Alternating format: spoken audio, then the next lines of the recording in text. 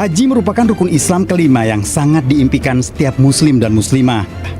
Namun lamanya antrean haji yang bisa mencapai 26 tahun membuat warga kesulitan beribadah di saat tubuhnya masih prima.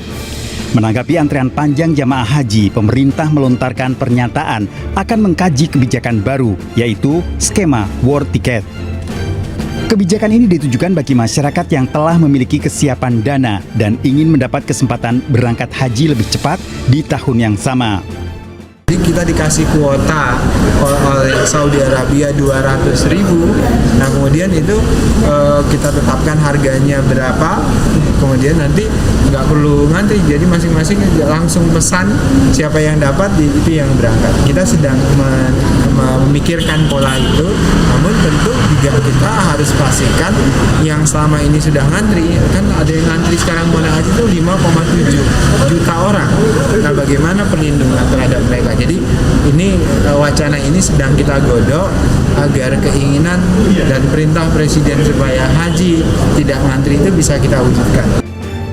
Diharapkan kebijakan ini dapat menjadi solusi atas panjangnya antrean haji di Indonesia tanpa mengurangi prinsip keadilan bagi seluruh calon jamaah. Tim Liputan iNews melaporkan. Sementara itu pemirsa, tak hanya berdampak pada krisis energi, dampak perang Amerika Serikat Iran juga menyebabkan naiknya harga plastik di Indonesia. Ya, bahan baku plastik nafta berasal dari Timur Tengah digunakan untuk berbagai industri.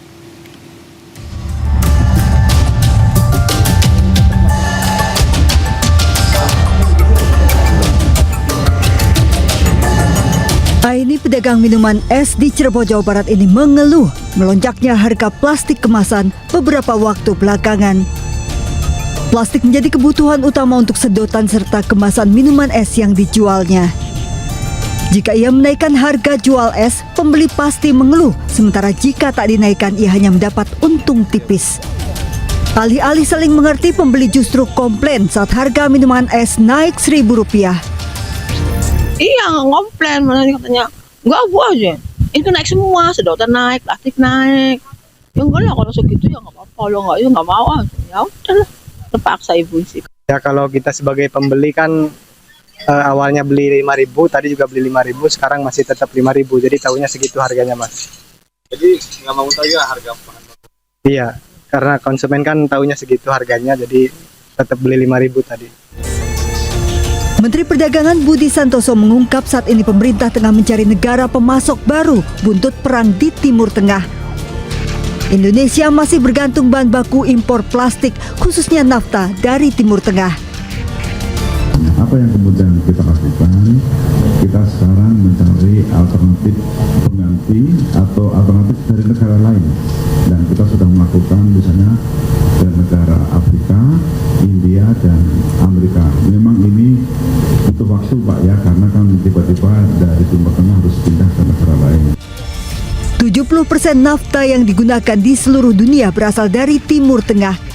Nafta tidak hanya digunakan untuk bahan baku plastik, namun juga produk rumah tangga, mainan, suku cadang otomotif, sarung tangan karet hingga ban. Tim Liputan iNews melaporkan. Gubernur Jakarta Pramono Anung juga menyarankan warga Jakarta untuk beralih menggunakan daun pisang mengantisipasi naiknya harga plastik. Ini memang naik dan harga plastik ini terus terang kewenangan ketentuannya bukan di pemerintah DKI Jakarta.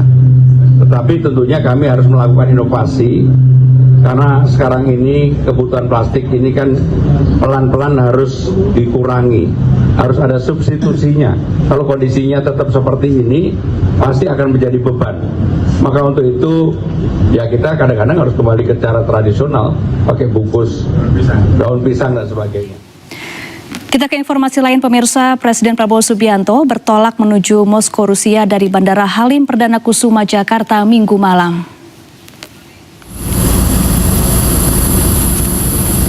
Presiden Prabowo bertolak menuju Moskow untuk bertemu dengan Presiden Rusia Vladimir Putin.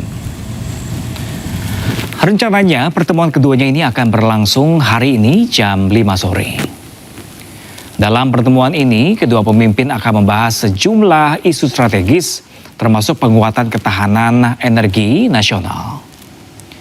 Selain untuk memastikan pasokan energi, kerjasama dengan pemerintah Rusia ini juga untuk menjaga ketersediaan minyak. Turut mendampingi Presiden Prabowo antara lain Menteri Luar Negeri Sugiono, Menteri SDM Bahlil Lahadalia, serta Seska Pedi Indrawijaya. Perjalanan ke Moskow ditempuh selama kurang lebih 12 jam menggunakan maskapai Garuda Indonesia.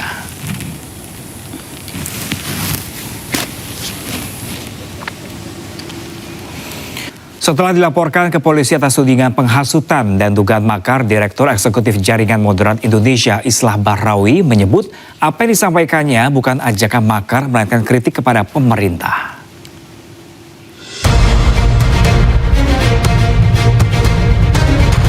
Pasca Saipul Mujani dan Islah Bahrawi dilaporkan atas dugaan pencemaran nama baik dan penghasutan, isu tudingan makar menggulingkan Prabowo Subianto kian menjadi pembicaraan publik.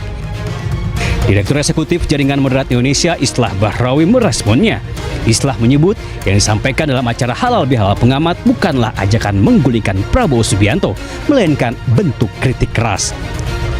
Makar itu kan pasti ada eskalasi yang dibangun, berusaha untuk mengganti pemerintahan, struktur pemerintahan, dan melakukan pekerjaan-pekerjaan atau aksi-aksi yang melawan hukum. Tapi ini kan mimbar dalam sebuah negara. Tokoh sejarawan Indonesia Anhar Gonggong turut berkomentar. Menurutnya, setiap warga negara berhak menyampaikan kritik, namun harus disampaikan dengan santun dan tidak merusak hasil pemilu. Boleh kita melakukan kritik, oke. Ya, kritiklah, berikan kritik yang wajar dan sebagainya, tapi jangan merusak proses pemilu yang lalu.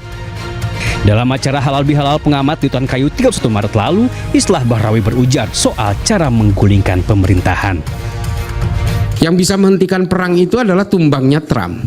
Ya kalau kita bicara Indonesia, yang bisa menghentikan teror itu adalah tumbangnya Prabowo. Nggak ada pilihan lain. Tidak hanya Islah, pendiri Saipul Mujani Research and Consulting juga berbicara impeachment. Nah, kalau bicara impeachment itu kan prosedur yang sangat formal. Kita berharap pada orang-orang DPR itu yang udah gitu loh, yang nggak bisa kita harapkan. Nah, oleh karena itu bukan impeachment yang membesar forum seperti ini. Sejumlah pihak rupanya tidak setuju dengan isi ceramah Saiful Mujani dan Islah Bahrawi, salah satunya Fahri Hamzah. Kalau kita punya kritik kepada sistemnya dalam satu sistem demokrasi, bagian dari sistem itu bukan cuma presiden. Presiden hanya salah satu bagian dari sistem. Maka seluruhnya harus kita lakukan otokritik dan kemudian kita melakukan dialog. Kini Saipul Mujani dan Islah Bahrawi telah dilaporkan ke polisi atas dugaan penghasutan. Tim Liputan iNews melaporkan.